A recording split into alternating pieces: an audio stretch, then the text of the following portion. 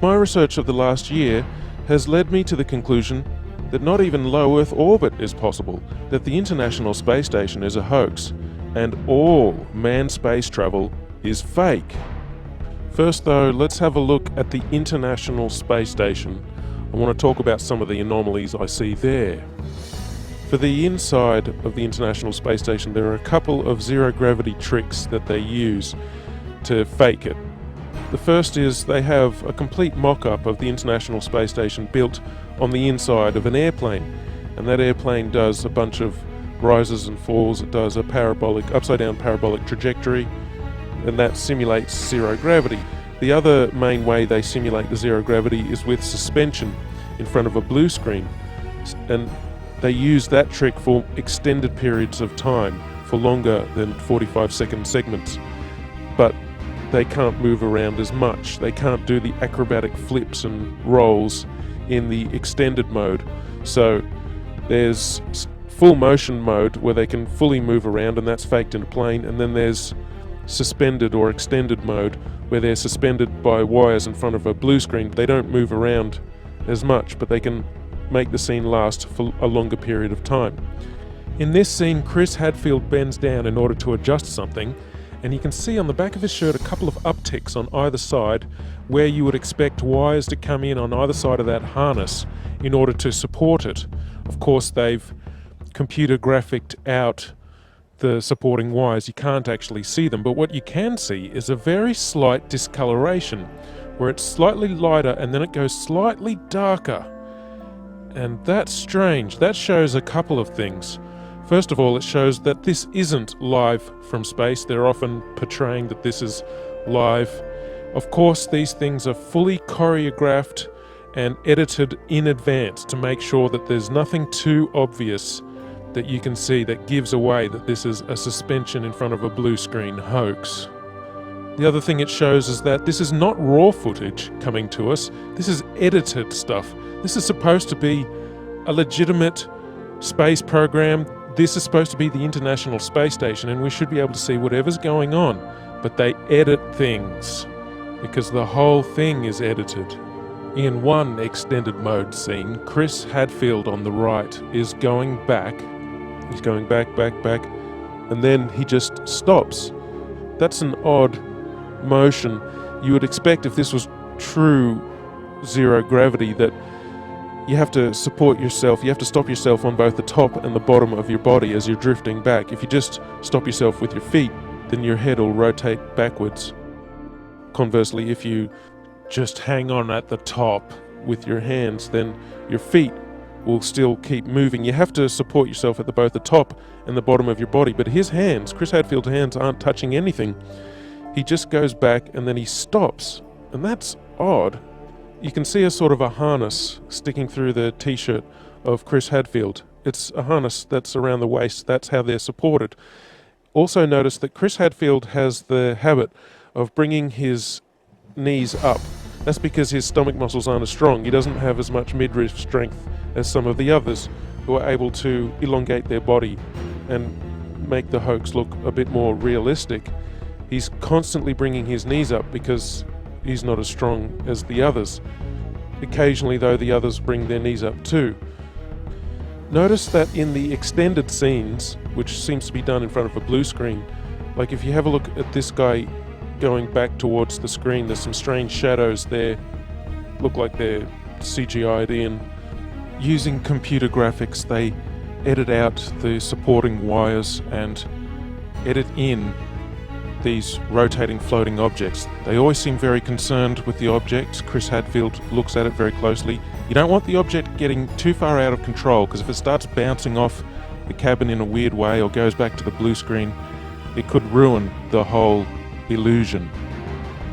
They also don't bounce those oranges off the walls. I'd like to see them get a tennis ball and throw it around really hard and fast. And I'd like to see them do-si-do each other really quickly, which they can't do, or they'd get all their wires tangled up. The extended mode is much quieter than the full motion mode. In full motion mode, you can actually hear the sound of the jet engines, the engines of the airplane. in every single scene of full motion mode, in every segment of the International Space Station, you can hear this loud sound, the sound of the jet engines. You could argue that it's the air conditioning system. Not even an office air conditioner is that loud.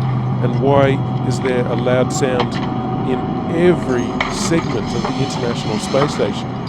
That's because no matter how soundproof you make it, you can't filter out all of the sound of the jet engines. An airplane is just too noisy. You can put noise cancelling headphones on when you're on a plane, and that doesn't stop the sound from getting through. It muffles it. They also use microphones that don't pick up very far away. If you have a look at this scene here, you can see that when the microphone's in the middle, pointing towards the guy in the middle, you can't hear the sound of jet engines as much, but when the microphone goes to the guy on the side, you can hear the sound of jet engines a bit more. So you can't truly soundproof the inside of the airplane with a fake full motion mode. You can see in this scene from the recent National Geographic documentary Live from Space, Koichi Wakata is looking at the window there. This is full motion mode, and you can tell because of the sound of jet engines. In quiet mode, they can go to the cupola and they can look through at their model, and you can see an amazing model. Gee, why would you build the International Space Station out of a bunch of long, thin segments that can easily break at the joints? So there's their fairly realistic view of the rest of the International Space Station. Hello, Rick. Hello, Dermot. Welcome to the International Space Station. Oh, it's nice to have you with us. Rick, thank you so much. When did you apply to join the astronaut program yourself? Well, actually, getting selected as an astronaut's not as easy as it sounds. I started applying many years ago, and it actually took me 9 years and 9 different applications before I was finally selected in 3 different interviews. Oh, absolutely. It went well beyond any expectations I had. And Koichi, you're the commander of the ISS. Congratulations, the first Japanese commander. What does being commander actually mean? Well, it's quite an honor and a big challenge for me, but I am humbled to take up this challenge. I'm so happy to be able to work with my very hard-working crewmate, Rick and Misha. And I think I got to see that I have a really talented and motivated crew. I got the easy part.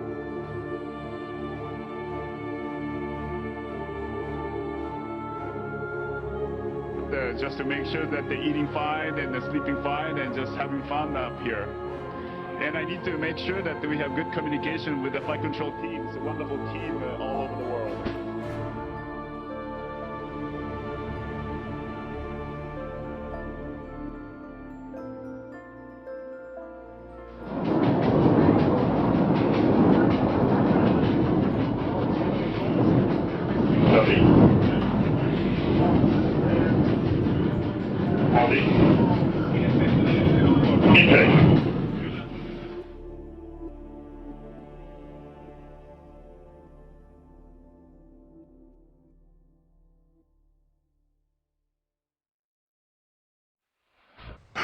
Yeah, I wish, but we work together as an integrated team, and it's really a lot of fun to work with Rick and Misha.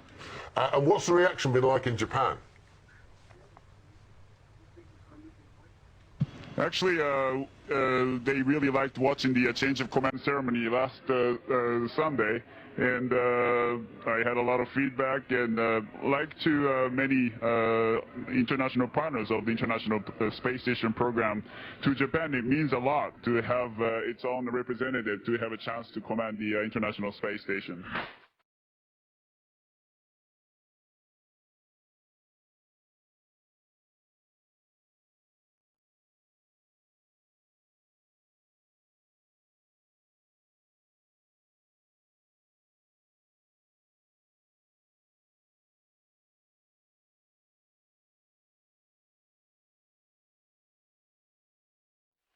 Now have a look at their feet. There's stabilization bars, blue stabilization bars.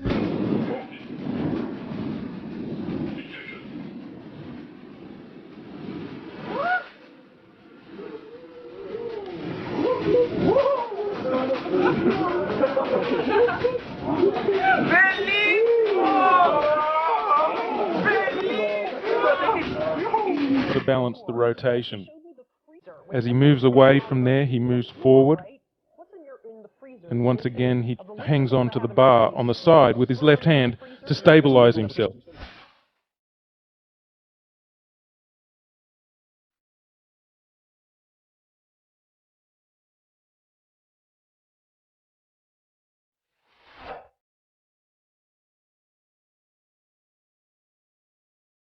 From the International Space Station. Hello, Katie. Hello. This is so cool, isn't it? Hey, Katie, I want to welcome ask you aboard a the question. space station. This is Leah. Look at this. Wow. Are you going to be okay, or? There's a delay, too, so we got to take that into consideration. Katie, can you hear me? You know, we. Yes, I can hear you. Yes, I can hear you. Oh, good. Thing we do, we're weightless, and all the things we're doing it with are weightless as well. So you start off with that teeth brushing thing, and I have to say, you know, spitting, that's going to be a problem. So we swallow our toothpaste, and the day goes weightless from there. And then what is your average work day? Is it like a real 8-hour day, or? And then what do you guys do? You sit around looking out the windows, or what do you guys do? This is what I want to know. That scare you? I won't say they scare me, but I'll tell you that I take them very, very seriously in that we exercise, about almost 2 hours a day, which I'll say I'm not disciplined enough to do down on the Earth. But I do it up here because the implications of not exercising are really having a tremendous amount of bone loss. And I have a 10-year-old, and I figure I still have a lot of running around to do when I get home. Katie, I wanted to ask you, other than your family, your son, as a woman, what do you miss the most?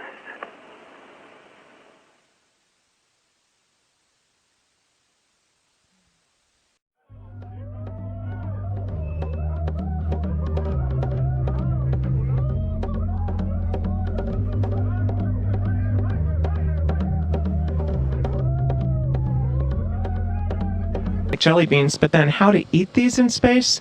This is truly challenging because as soon as I open this bag, all of these are going to want to come out. And so, I'm going to have just a couple come out.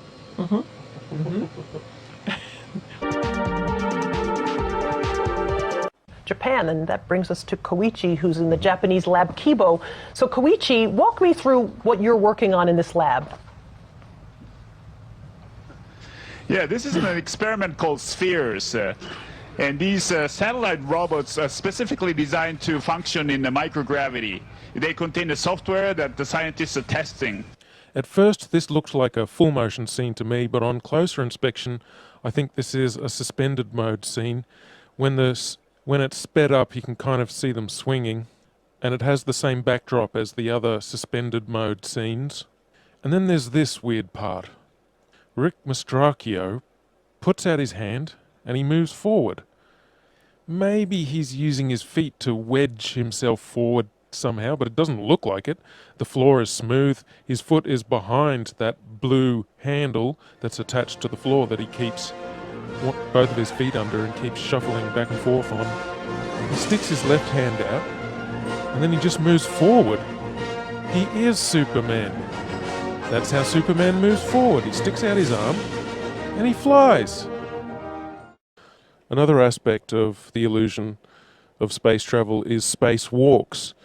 These are faked inside a swimming pool. It's a custom-built swimming pool, and that's a great way to fake zero gravity.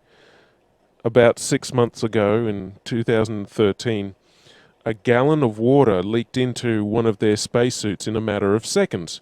NASA doesn't really have a proper explanation for how on earth this could have happened. There shouldn't be water leaking into someone's helmet and a person almost drowning in space. How can you drown in space? They now wear snorkels to make sure that they don't drown in space.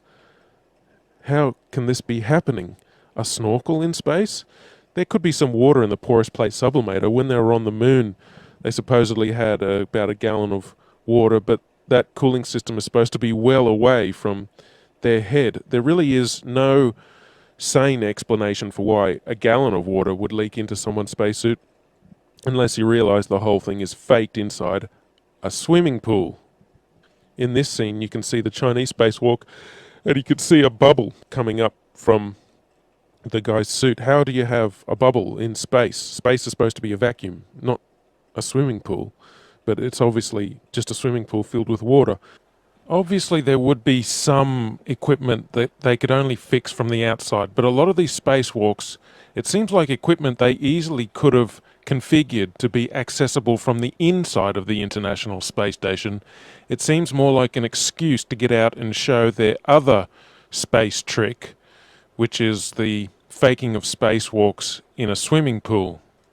In this vid, you catch a glimpse of someone wearing a scuba tank. Scuba tanks in space? Snorkels and scuba tanks in space? They act like a spacewalk is just a walk in the park, like there's very little danger involved at all. They're looking through the spacesuits. Oh, here's a spacesuit. We're going to go for a spacewalk. As if there's no danger at all. Like they don't care. They don't care. They don't act like they're in a life-threatening situation, like they could die at any second, even though they can. So you would think to preserve their life they would want to minimize the amount of spacewalking that they did. But there seems to be an abundance of equipment on the outside of the International Space Station that constantly requires repairing, which makes for a good TV spectacle and is inspired by movies like Sandra Bullock's Gravity. And after Gravity came out, they of course had to do another spacewalk to fix some emergency, some piece of equipment that their lives depend on that amazingly they can fix every time. But you know what? Thanks to the genius of the engineers at NASA, they employ snorkels in space now, so that should stop them from drowning. Right, so the snorkel, as I mentioned, this is actually a part that we can change out on the spacesuit. It's part of a waterline vent tube assembly, which is actually what runs from the backpack of the suit, and it's what hooks up to the liquid cooling and ventilation garment that the crew members wear. So normally these tubes will be passing water that's providing cooling around the crew member's body. So some smart engineers on the ground were able to figure out, hey, it's a similar diameter to a snorkel that you have for scuba diving. So what if we're able to, each waterline vent tube assembly has 2 of these tubes. So by just sacrificing one of our spares on board, they were able to come up with a way to just snip off the ends and then file it so that it's not rough in the crew member's mouth, and then apply Velcro. We already have Velcro inside the suit, which is what holds the drink bag up to the front part of the suit, so they were able to come up with this ingenious idea to hold it in. Well, I guess the unique experience is a really good way to describe it. There's one aspect, the part of being outside that is really similar to being in the NBL, the training facility, the neutral buoyancy lab, the big swimming pool we have at Johnson Space Center down in Houston. Everything looks the same in that swimming pool, but outside, there's a big Earth going by. There's sunsets and sunrises to kind of wake you up or brighten, kind of blind your eyesight, and so just the view is what's completely different. That's what takes your breath away when you're trying to get back to the business of doing your work, and amazingly enough, the Earth is just rotating by underneath you. And, we talk about spacewalks, but it's a bit of a misnomer. It's more like space floating. You're really not out there walking. And I guess the best analogy I can tell everybody is if you could imagine yourself scuba diving in a suit of armor, that's about what spacewalking is like. And the Wide Field Planetary Camera 2 is clear of the structure of the telescope, and now Foista will be maneuvered by Meg. It's a Chinese spacewalk. A bubble rises in the pool. It's complete fraud. Here the helmet gets hit on the International Space Station, and a bubble rises into the pool.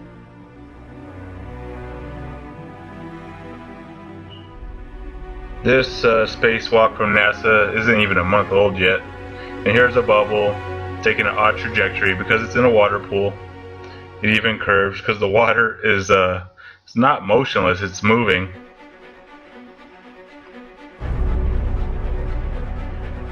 And here on the International Space Station, they once even got caught with a scuba tank in space.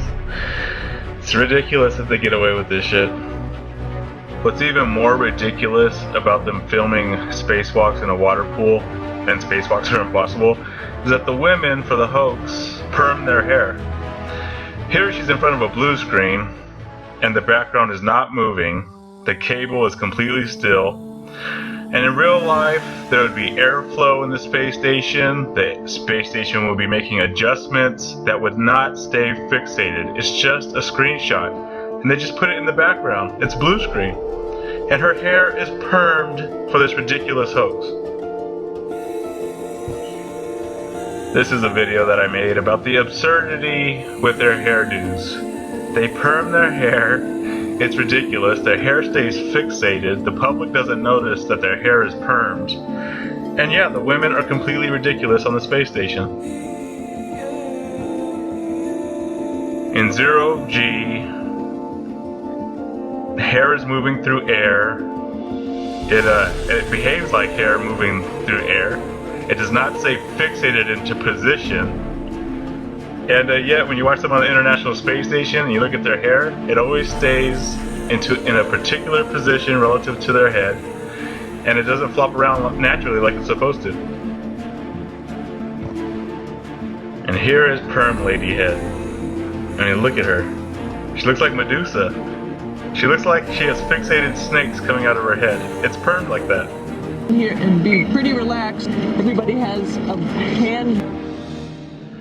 Here's another idiot. Her hair is completely fixated. It's a perm. It always springs back into that particular position. It's ludicrous. I mean, look at this idiot. She must be a Freemason or something. Because sometimes that's who they get to do these hoaxes. They're sworn to secrecy.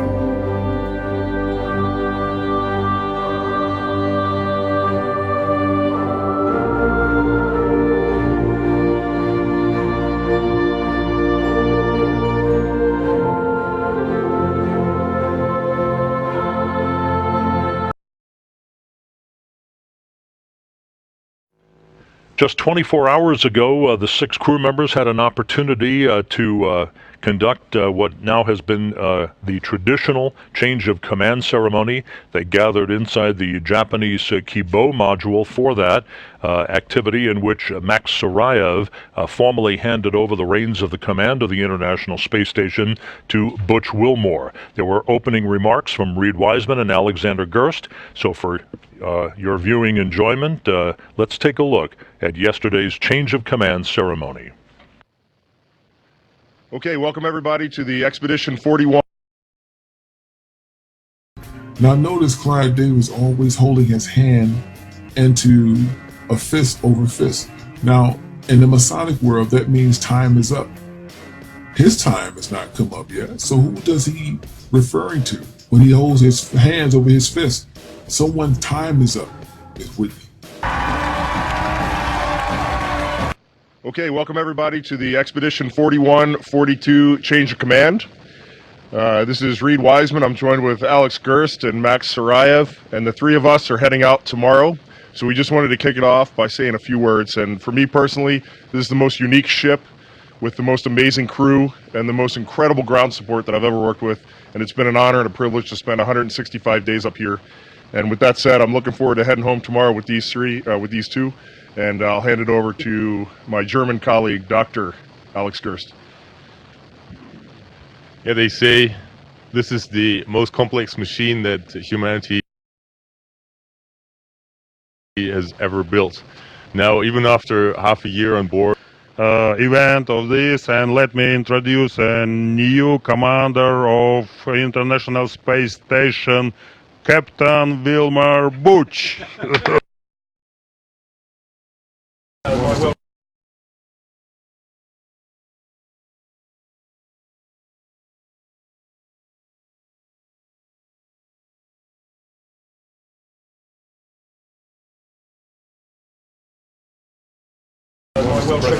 you so much. Introduce a new commander of International Space Station, Captain Wilmer Butch. All right, thank you, Max.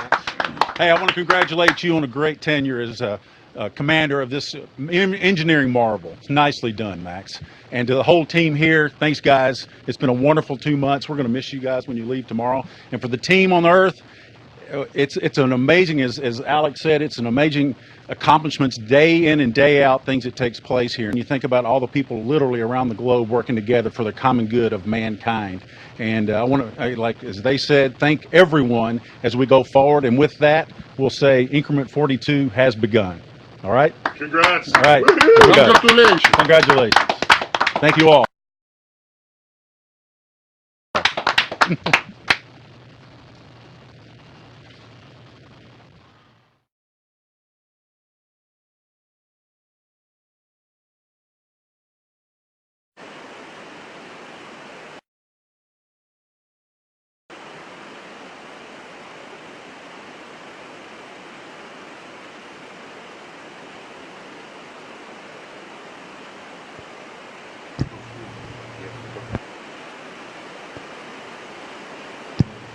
Houston and Moscow. The crews have, the crew of Expedition 28 has had the discussion about emergency procedures during the transition period that will exist from the change of command ceremony tonight until the hatch closing and official departure. Andre and his crew tomorrow. And it's been great flying with you. It's been great working with you. I am ready to accept command. Thank you. Thank you, Mike. So for the International Space Station program, all the international partners, thank you very much for giving me the keys to the family car. Thank you, Kevin. With great humility and pleasure, I accept command of the International Space Station. Thank you, sir. There you go. Good luck. Congratulations. Congratulations on becoming the first Canadian commander of the International Space Station. We look forward to working with you as you take command and you lead the crew through increment 35. Welcome to the end of increment 40. We've accomplished a lot. We've had a lot of fun. Hopefully everybody else had a lot of fun too. This was a team effort. We got together. We did it as a team. And of course, we actually had the easy part. You guys on the ground had the most difficult part. And it's come to an end. And so I'd like to hand over the command of the International Space Station to Maxim Sarayev.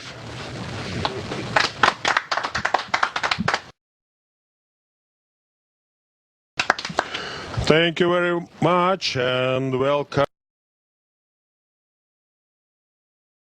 to increment 41. Houston and Moskva and all of the control centers around the world. From the crew here on board the International Space Station, after having served through Expedition 35, it is time to hand over the command of the spaceship to the Expedition 36 crew. So from this young Canadian kid's dreams to be realized to command a spaceship, on behalf of everybody at the Canadian Space Agency and the International Space Station program that trusted us to do our job right, para. And so I pass command of the International Space Station to Pavel Vladimirovich Vinogradov. Congratulations. Наступил тот момент, когда мы The moment has come that we need to say goodbye to our wonderful home, прекрасной станции, this beautiful station where we spent over 5 months. And I would like to transfer the command of this beautiful home, my space home, to my friend, the new space station commander, Fyodor Yurchikhin. Thank you very much, Pavel. Спасибо, дружище. Thank you, my great friend. Expedition 38. Рик Мастракио, Коичи Ваката, Майкл Тюрин, Michael Hopkins, Sergei Rязанский, and Expedition 38 Commander Oleg Kotov. Welcome on board. Okay, hello everyone on the ground. So again, I'm really glad to pick up the station from my first commander, Fyodor Yurchikhin, and from his excellent crew. Thank you. ИЦУП Москвы официально MCC Moscow. принимаю командование 38. I am taking over the command of Expedition 38. Welcome on board. Welcome Increment 38, and good luck to us in our work. It's a great joy for me to be here with you today. For me, it has been a privilege and an honor to serve as commander of the space station and to work with such a gift crew as well as such dedicated ground support staff at all of the mission control center. So, Gennady, it's your time to be commander. I see.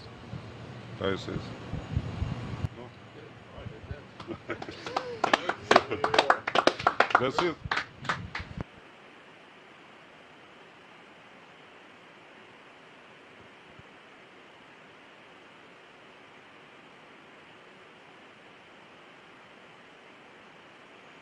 Well done, Expedition 31, and congratulations, Expedition 32.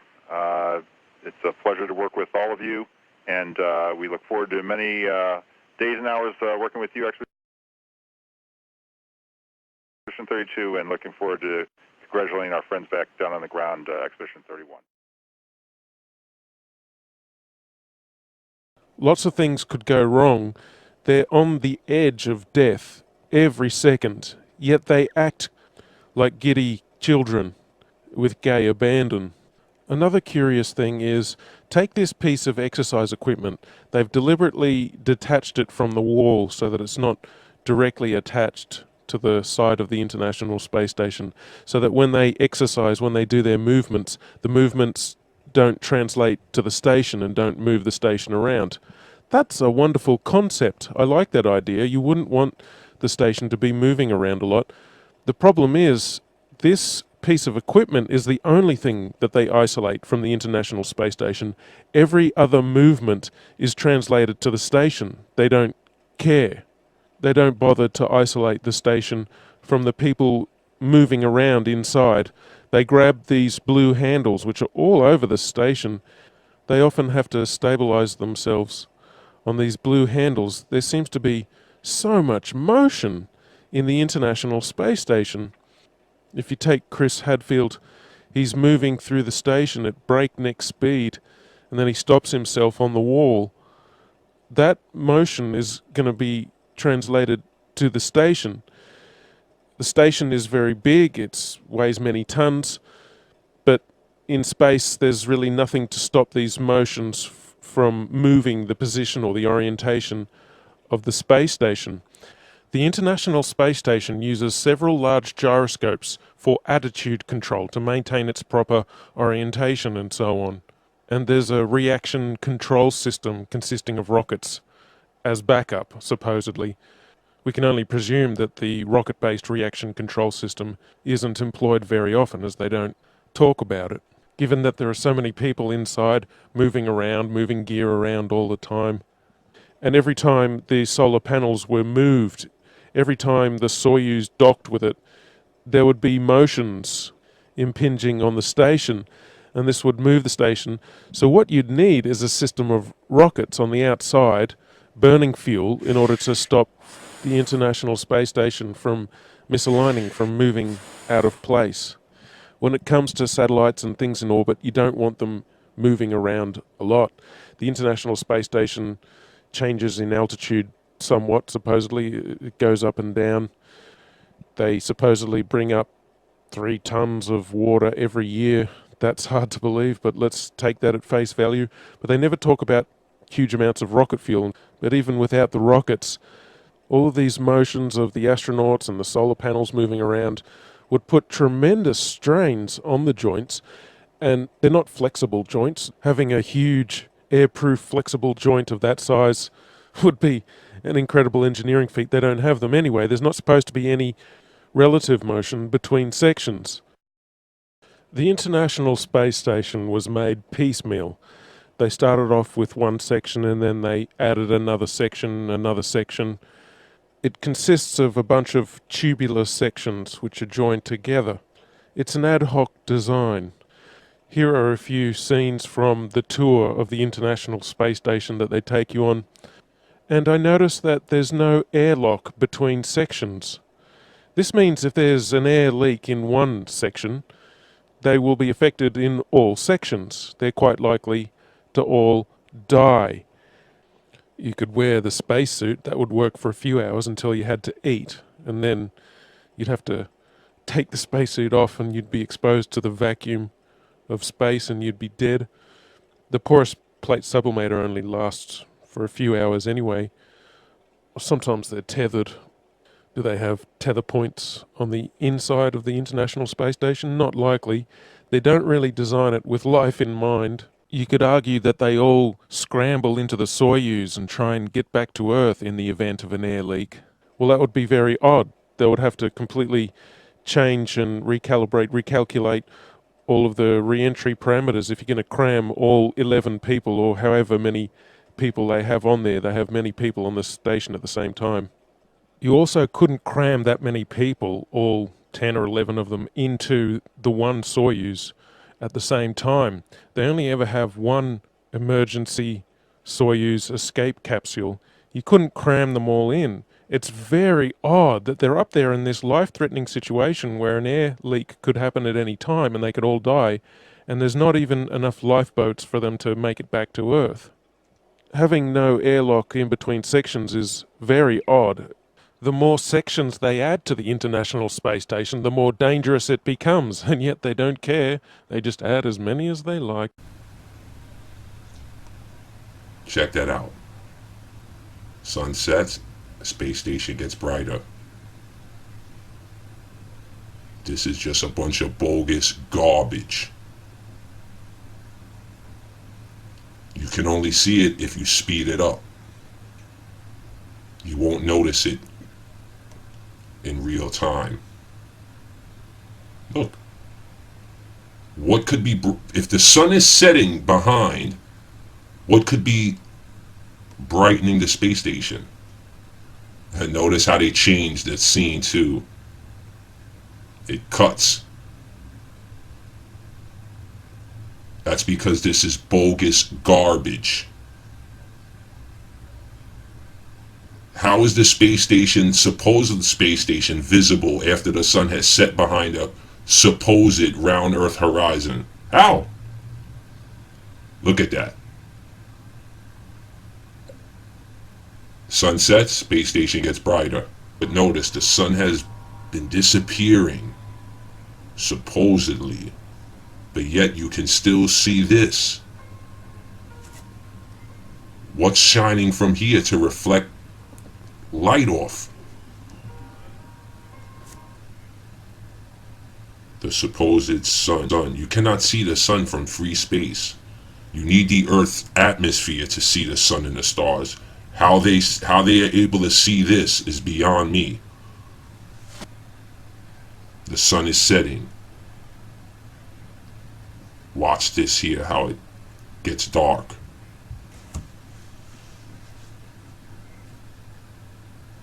But in the other video was still visible, and there was no sun. But I know many will say that the sun was out of the picture.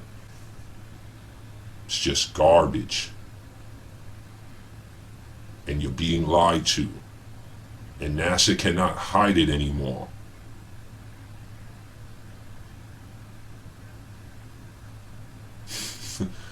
Look how fake this is.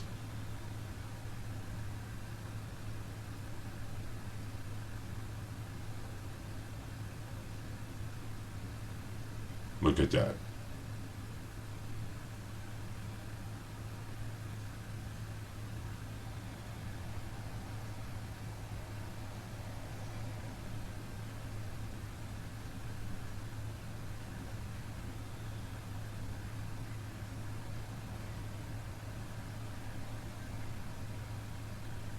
Well, you would figure in their lie they got it right here.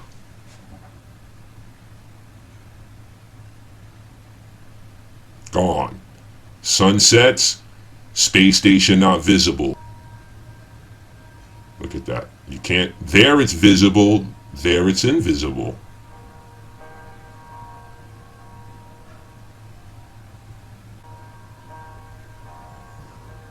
Yeah, I know. It's at an angle. That's what all the naysayers are gonna say. Wake up, people. Wake up. Another curious aspect is how they deal with water.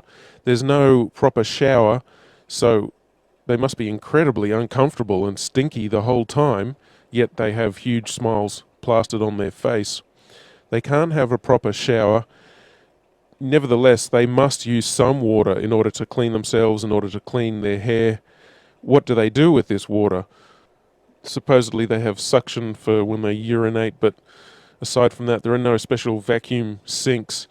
In other words, there's water floating around all over the International Space Station. Now, none of the surfaces are waterproof. It's just expected that you keep the water confined to one area of the International Space Station, away from the delicate electronic equipment and so on. And what do you do with this water, especially dirty water? Because that's what water does. It absorbs dirt and particles. They would accumulate so much filthy water. The mantra, of course, is recycling. They're supposed to recycle everything. Wow, they have some amazing recycling technologies on the International Space Station that they can't demonstrate anywhere else. I mean, it's a super water recycler that's compact enough to fit inside the International Space Station. Imagine how much maintenance such a system would require. You'd have to bring up so many filters and chemicals, and things would be breaking down and you'd have to repair it, but you don't have the tools to do it. So there's another curious, strange aspect of the International Space Station which endangers their lives and could kill them. But they don't care. They always have huge smiles on their face, like they're having a really good time, even though they could die at any second. Another curious aspect is that humans emit dust with time. Their skin dies and drops off. That's what makes for most dust inside a person's house. There'd be so much dust building up on the International Space Station, and yet you never see them go around with a dust buster, with a small vacuum cleaner sucking things up. What do they do with the dust? Well, supposedly there's a trash disposal thing in the form of a re-entry vehicle which strangely burns up on re-entry, even though the ones with humans inside supposedly survive re-entry. That's a very curious contradiction, but they have a trash disposal capsule that they put their trash into, but they never talk about the dust. They never talk about the solid waste from the supposed space-age sewage system that they have. That's another strange thing, is supposedly they have a sewage system. I don't know how they cram it into the International Space Station. Perhaps it's in the walls of the station, but they never talk about the smell. It'd be impossible to avoid the smell of a sewage system in the walls of the International Space Station because they're trapped inside this tin can. It's completely sealed from the vacuum of space. You could have any number of super filters and try and get rid of the smell. It wouldn't work. They never talk about bringing bacteria up in order to replenish the bacteria that's in the sewage system. They never talk about bringing all of the extra oxygen up that you'd need to let the bacteria process the sewage. In fact, what they must do is simply store their feces in the cupboard. They would have to put on a pair of plastic gloves and grab their feces and put it in the closet. There's no sewage system on there. They can pretend that there's a sewage system. There's no sewage system. So in other words, They're living with their own feces, and the smell must be incredible. Yet they always have huge smiles plastered on their face, like the International Space Station is the best place in the world to be. But it would be awful. What about their laundry? Well, Chris Hadfield admits there's too much water taken for laundry. They don't do laundry. They just throw their clothes in the trash when they're done with them. Laundry piles up. Is there a way to clean clothes in space? No, it takes a lot of water, of course, a washing machine and a dryer. We don't have anything like that. So we just wear our clothes till they wear out, and then you throw them in the trash, and the trash is like a little unmanned resupply ship. And when it gets full of trash, then we close the hatch, and it undocks and backs away and falls down into the atmosphere. So your dirty laundry actually gets incinerated in the atmosphere. And so, wait a minute, you guys on the space station are throwing your underwear out, your dirty underwear out the window, and it's raining down on us?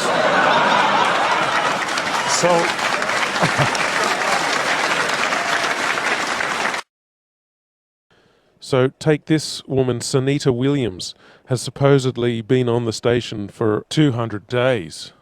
She's never had a proper shower in that time. She's never laundered her clothes. She just wears her clothes for, I don't know, a couple of weeks, a month, and then throws them out. In other words, she stinks. She's horrible. She's clammy. She's disgusting. Living on the International Space Station, you might be 6 months without a real shower. Essentially, you have a sponge bath is what you do every day. And yeah, you do get pretty sweaty because you're working out. But surprisingly enough, when the shuttle crew came to pick me up, was one of my first questions, do I smell? And they said I didn't smell, and they said my hair didn't look greasy, so I was pretty happy with that. And yet they all act like they're so happy to be on the International Space Station. It seems mandatory to smile if you're on the International Space Station. I guess when you're doing a hoax, you have to have a big smile plastered on your face, because that's what distracts people. Now check this video out. The whole video is about a minute long. I said 45 seconds before was the maximum for full motion mode.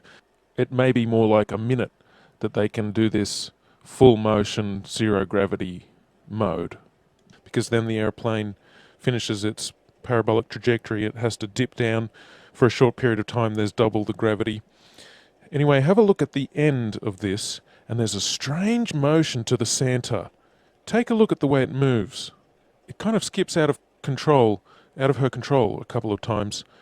First it dips down and then up a little bit, and then at the end it goes up a little bit, and she kind of looks a bit embarrassed, like she's been caught putting her hands in the cookie jar. Oops, I hope you didn't see that. No, we didn't see, Katie. Just keep the beautiful smile on your face, and that'll distract us from the hoax. They supposedly urinate into these funnels. How do they keep it clean? How do they stop it from being encrusted with dried urine? You can't use water to clean it. You could, but you'd be wasting a precious resource, and then there'd be dirty urine-filled water floating around the cabin instead of ordinary water. So to summarize, they're living with their own excrement, their feces and their urine. They build the International Space Station out of long, thin segments. There's all kinds of motions being translated to the International Space Station through these blue handles everywhere. They could spring a leak between segments easily. There's no airlock between segments. They don't do laundry or have showers, and they're incredibly uncomfortable the whole time. They don't have access to proper medical treatment or facilities. They have to routinely go outside to fix equipment because they like to put stuff on the outside of the International Space Station that can only be fixed from the outside. So in short, this International Space Station is a suicidal hellhole. It's an awful place to visit. Every second their life is in danger and they could easily die, yet nothing ever goes wrong that they can't easily cope with and fix given the incredibly limited set of tools they must have up there. And they act like they don't care. The International Space Station is the worst place in the world to be, and yet they act like it's the best place you could be.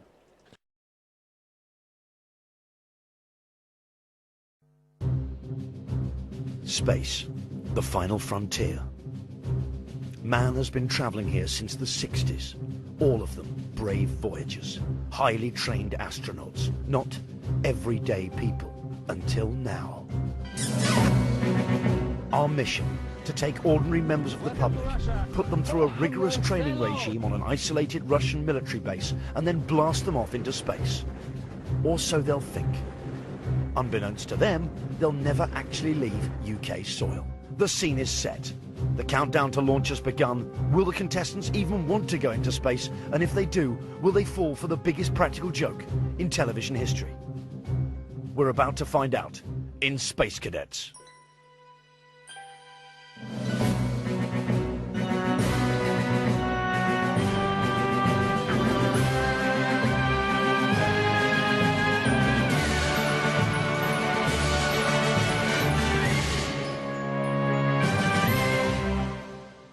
Hello and welcome to Space Cadets. It's Space Gym, but not as you know it. So what are we trying to achieve here? We have a two-part mission statement. Part one, we must convince a group of people that a large field a stone's throw from Ipswich is in fact a Russian space training facility.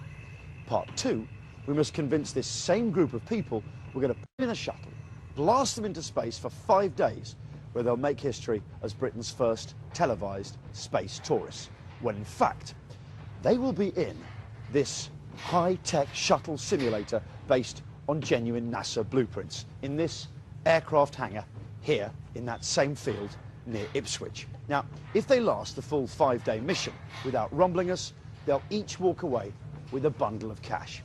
This is the most elaborate and expensive hoax in British TV history. So what could possibly go wrong? Hello, and welcome to the International Space Station. I'm Katie Coleman, a NASA astronaut, MIT graduate from 1983, and this is my world.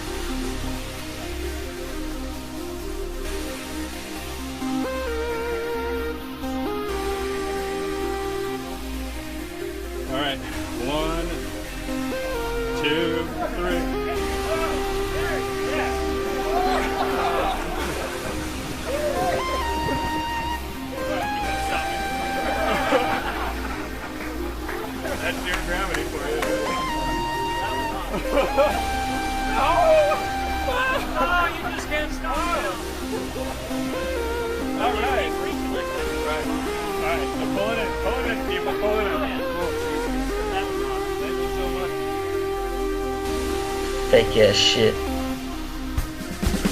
Yeah, you're still in space. Great flip.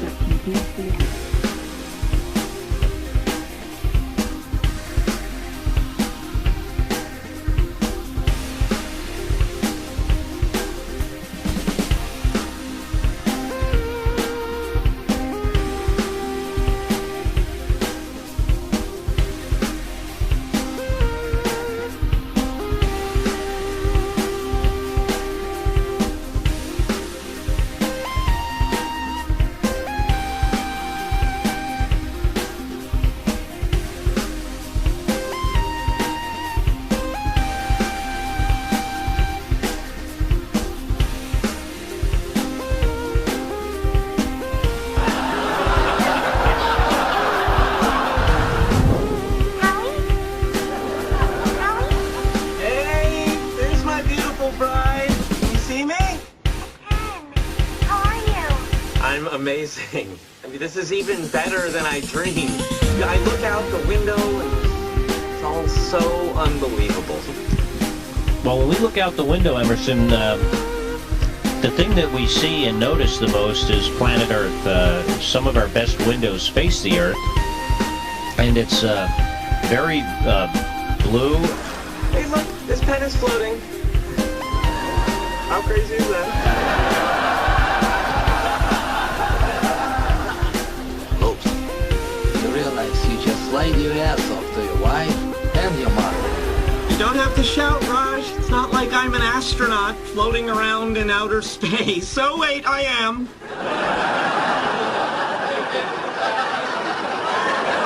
So, is it everything you hoped it would be? It's better.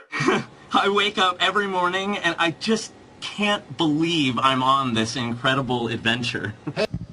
Well, most fun is actually waking up every single morning and realizing that I am still here on the space station. I mean, I grew up as a scientist, and then I was really excited about trying to be an astronaut. Became an astronaut, but still, part of you just doesn't believe that you'd really get to live in space. Weightless. Free orbit. Just where are we? You mean this thing is working? We're... No, sir. Not me. Nobody ever told me this was practical. Turn this thing around, you hear? Take me back. I ain't going. That's just to look at. I'm sick. Take one of these pills. It'll settle your stomach.